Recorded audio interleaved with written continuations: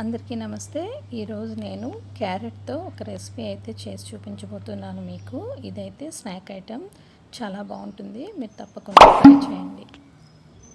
ముందుగా ఒక క్యారెట్ తీసుకొని ఆ క్యారెట్ పైన ఉన్న తొక్కని తీసేయాలి. తీసివేసిన తర్వాత దీన్ని తొడుమును కట్ చేసి చిన్న చిన్న ముక్కలుగా కట్ చేసుకోవాలి. ఇలా చిన్న చిన్న ముక్కలుగా కట్ చేసిన తర్వాత ఒక గిన్నెలో ఇవన్నీ వేసుకొని ఈ ముక్కలు మునిగేంత వరకు నీళ్లు పోసుకొని స్టవ్ మీద పెట్టి ఒక 5 నిమిషాల వరకు ఉడికించుకోవాలి. 5 నిమిషాల తర్వాత ముక్క ఉడికిందో లేదో ఒకసారి చెక్ చేసుకోవాలి. ఎందుకంటే క్యారెట్ ఉడకడానికి టైం పడుతుంది. ఉడికిన తర్వాత ఆ ఉడికించిన నీళ్ళన్నీ తీసేసి ఒక 5 నిమిషాల వరకు ఈ ముక్కల్ని చల్లారబెట్టుకోవాలి. చల్లారిన తర్వాత ఒక మిక్సీ గిన్నెలో ఈ ముక్కలన్నీ వేసి మెత్తగా పేస్ట్ లాగా చేసుకోవాలి. ఇప్పుడైతే ఈ పేస్ట్ని మనం స్ట్రైనర్లో వేసి కొద్దిగా స్ట్రెయిన్ చేసుకుందాం. ఏవైనా ముక్కలు ఉన్నా స్ట్రైనర్లో ఉండిపోతాయి. ఈ విధంగా స్ట్రెయిన్ చేసుకున్న పేస్ట్లో కొద్దిగా గోధుమ పిండి వేసి కలుపుకోవాలి. ఈ గోధుమ పిండిని ఎంతవరకు వేయాలంటే ఈ రెండు మనకి మిక్స్ చేస్తే చపాతీ ముద్దలాగా రెడీ అవ్వాలి. అంతవరకు గోధుమ పిండి వేసుకొని బాగా కలుపుకోవాలి. ఇప్పుడు ఇందులో ఒక స్పూన్ వరకు ఆయిల్ వేసుకోండి. తర్వాత ఒక పావు స్పూన్ వరకు ఉప్పు కూడా వేసుకోండి. ఈ రెండు వేసి బాగా మిక్స్ చేసుకోండి, చేత్తో కానీ స్పూన్తో కానీ.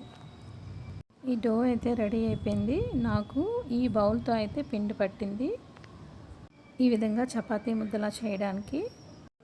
ఇప్పుడు ఈ ముద్దని కొద్దిగా తీసుకొని చిన్న చిన్న బాల్స్ లాగా చేసుకొని టమాటా కచ్చప్ పైన క్యాప్స్ ఉంటాయి కదా, ఆ క్యాప్స్ పై భాగాన్ని ఈ విధంగా బాల్స్ పై ప్రెస్ చేసి ఈ విధంగా అన్నీ కూడా చేసుకున్నాను నేను.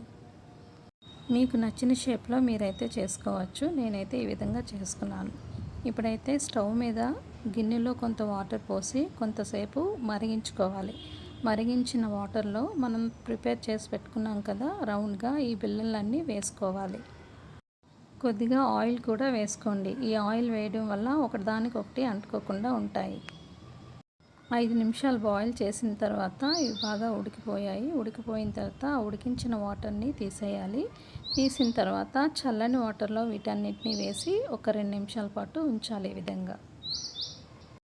ఇప్పుడైతే సాస్ని ప్రిపేర్ చేసుకోవాలి. స్టవ్ మీద ఒక చిన్న కళాయి పెట్టుకొని ఒక స్పూన్ ఆలివ్ ఆయిల్ వేసుకున్నాను. ఏ ఆయిల్ వేసుకున్నా పర్వాలేదు. ఆయిల్ వేడెక్కాక చిన్నగా కట్ చేసుకున్న క్యాప్సికమ్ ముక్కల్ని, వెల్లుల్లి ముక్కల్ని వేసి చిన్న మంట మీద 1 నిమిషం పాటు మాడకుండా ఫ్రై చేసుకోవాలి. వీటితో పాటు ఉల్లికాడలు మీ దగ్గర ఉంటే వాటిని కూడా చిన్నగా కట్ చేసి ఇందులో వేసి ఫ్రై చేసుకోవచ్చు. ఈ విధంగా అన్నిటినీ ఫ్రై చేసిన తర్వాత ఒక 2 స్పూన్ల వరకు టమాటా సాస్ని వేసుకోవాలి. ఒక పావు స్పూను సోయా సాస్ వేసుకోవాలి. ఇవన్నీ వేసిన తర్వాత బాగా మిక్స్ చేసి కలుపుతూ ఉండాలి. ఇప్పుడు ఉప్పును వేసుకోవాలి. ఉప్పు వేసినప్పుడు మీరు కొద్దిగా చూసి వేసుకోండి. ఎందుకంటే ముద్దను ప్రిపేర్ చేసినప్పుడు కొద్దిగా వేసుకున్నాము. తర్వాత సోయా సాస్లో కూడా కొద్దిగా ఉప్పు ఉంటుంది, అందుకని ఉప్పు చూసి వేసుకోండి. నేనైతే ఒక పావు స్పూన్ ఉప్పు వేసుకున్నాను. తర్వాత ఒక పావు స్పూన్ పెప్పర్ కూడా వేసుకున్నాను. ఈ రెండు వేసి బాగా మిక్స్ చేసి కొద్దిగా వాటర్ పోసి మరిగించుకోవాలి. ఇలా మరుగుతున్నప్పుడు ఒక పావు స్పూన్ కార్న్ఫ్లోర్ తీసుకొని వాటర్లో బాగా కలిపి ఇందులో వేసి బాగా కలుపుతూ బాయిల్ చేయాలి. ఈ విధంగా కార్న్ఫ్లోర్ కలిపి వేయడం వల్ల సాస్ అనేది చిక్కబడుతుంది. చూసారా, ఈ విధంగా చిక్కబడుతుంది. సాస్ అయితే అయిపోయింది. ఇప్పుడు మనం స్టవ్ ఆఫ్ చేసుకుందాం.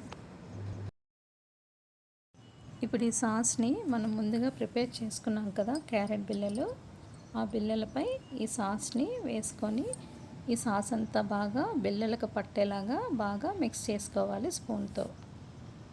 ఇప్పుడు దీన్ని ఒక సర్వింగ్ ప్లేట్లోకి తీసుకొని ఫ్రై చేసిన నువ్వులతో ఈ విధంగా గార్నిష్ చేసుకుంటే క్యారెట్ రెసిపీ అయితే కంప్లీట్ అయిపోయింది. ఈ రెసిపీ చాలా బాగుంది. మీరు తప్పకుండా ట్రై చేయండి. ఈ వీడియో కనుక మీకు నచ్చితే నా ఛానల్ని సబ్స్క్రైబ్ చేసి, లైక్ చేసి, షేర్ చేసి ఫాలో అవ్వండి. కమెంట్ కూడా చేయండి. Thank you.